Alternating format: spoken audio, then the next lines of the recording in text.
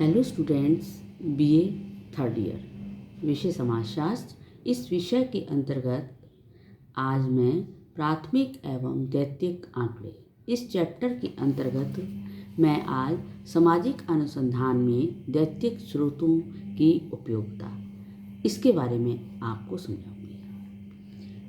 इसको समझने से पहले सबसे पहले द्वितीयक स्रोत क्या होते हैं। द्वितीयक स्रोत वो होते हैं जो डाटा कलेक्शन में प्रयोग होते हैं और जो पहले से ही प्रलेख के रूप में रहते हैं, जैसे लाइब्रेरी में डायरी है, जीवन इतिहास वृत्तांत है, किसी का जीवन परिचय है बुक्स के रूप में, और कार्यालय के रिकॉर्ड हैं, पत्र पत्रिकाएं हैं, प्रकाशित आंकड़े हैं। ये सब द्वितीयक स्रोतों के अंतर्गत आते हैं। तो इनकी सामाजिक अनुसंधान में क्या उपयोगिता है, इनकी क्या इम्पोर्टेंस है, ये कितने महत्वपूर्ण हैं सामाजिक अनुसंधान में।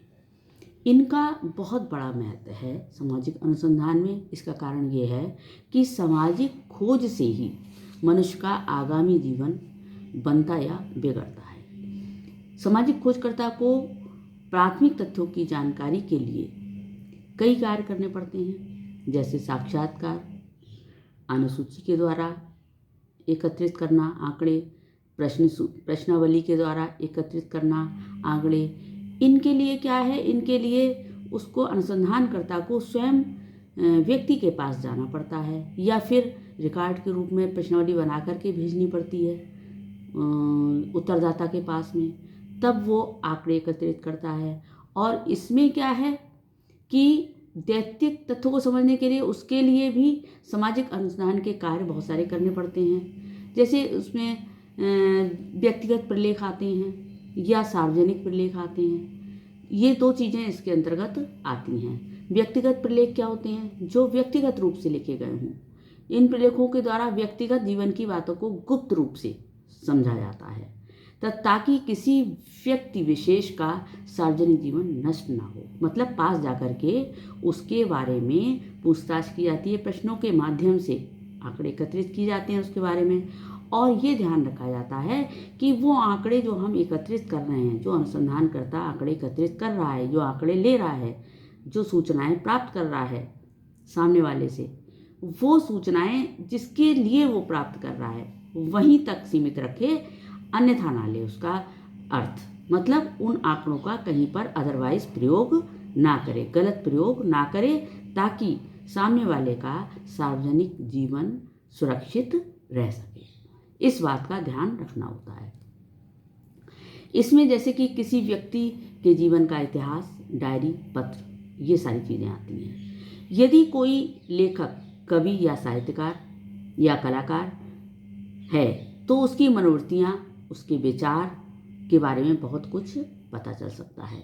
इसकी जीवन में सबसे बड़ी उपयोगिता यही है कि सामाजिक तत्व अधिक सटीक, विश्वसनीय और यथार्थ होते हैं। परंतु अनुसंधानकर्ता को इस बात का ध्यान रखना होगा कि इनके द्वारा किसी भी प्रकार का लाभ ना कमाया जाए, मतलब उनका कहीं अलग से यूज़ ना किया जाए, इस बात का ध्यान रखा जाए।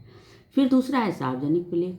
इसमें क्या है, इनमें सरकारी तथा गैर सरकारी संस्थाओं द्वारा प्रकाशित पुस्तकें हैं, पत्र पत्रिकाएं हैं, रिपोर्ट हैं, ये सारी चीज़ें आ जाती हैं। सामाजिक अनुसंधान का कार्य करने में इनसे भी बहुत ज़्यादा मदद मिलती है। कोई भी किसी प्रकार की कोई ज़रूरत होती है तो इन्हीं चीज़ों को खंगाला जाता है, इन्हीं चीज़ों में अपने आंकड़े ढूंढने का प्रयत्न किया जाता है। इसलिए मानव जीवन में इनकी भी बहुत ज़्यादा उपयोगिता है। ये प्रलेख सर्वेक्षणकर्ता को विस्तृत आंकड़े उपलब्ध कराते हैं, विस्तृत जानकारी उपलब्ध कराते हैं, जिनको व्यक्तिगत रूप से कभी भी इकट्ठा नहीं किया जा सकता। व्यक्तिगत रूप से बहुत ज़्यादा डिटेल में व्यक्ति नहीं बताता है, शॉर्ट में बताता है।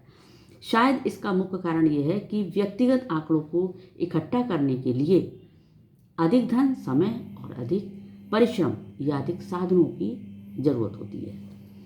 इस तरीके से द्वितीयक आंकड़ों से हमें जो सामग्री प्राप्त होती है वो बहुत ही व्यापक होती है, विस्तृत होती है। शोधकर्ता को एक स्थान पर ही आवश्यक सामग्री प्राप्त हो जाती है, उसे जगह जगह जाने की ज़रूरत नहीं पड़ती है। अतः उसे तथ्यों का विश्लेषण करने में काफ़ी सुविधा हो जाती है। इनसे आधारभूत आंकड़ों का कार्य भी आसान हो जाता है और आजकल सरकारी और गैर सरकारी संस्थाओं में इन आंकड़ों के द्वारा ही देश की भावी जो योजनाएं हैं वो बनाई जाती हैं। लास्ट बात ये कहनी है कि अनुसंधानकर्ता को बिना अधिक प्रयास के प्रलेख तथा तथ्य प्राप्त हो जाते हैं दैत्तिक स्रोतों के द्वारा, परंतु इस संबंध में ऐसा कहा जाता है कि ये आंकड़े तथा तथ्य अधिक विश्वसनीय नहीं होते। क्यों? क्योंकि सरकारी संस्थाओं के जो अधिकतर कार्य होते हैं वो अनुमान के आधार पर निर्भर होते हैं, अनुमान उनमें ज़्यादा लगाया जाता है। तो इस तरीके से सामाजिक अनुसंधान में दैत्तिक जो स्रोत हैं, व्यक्तिगत प्रलेख और सार्वजनिक प्रलेख, इन दोनों का बहुत महत्वपूर्ण स्थान है। Thank you.